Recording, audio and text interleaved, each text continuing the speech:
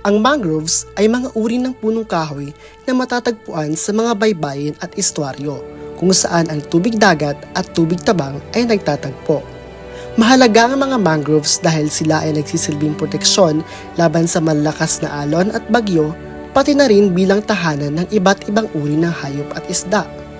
Bukod dito, ang mga mangroves ay may kakayahang mag-imbak ng carbon sa kanilang mga ugat, katawan ng puno at sa lupa sa ilalim ng mga ito.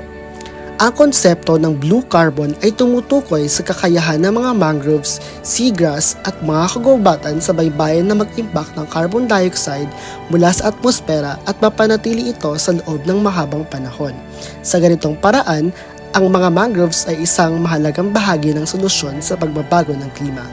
Ang kanilang kakayahan mag-imbak ng carbon ay makakatulong sa pagpapabagal ng global warming.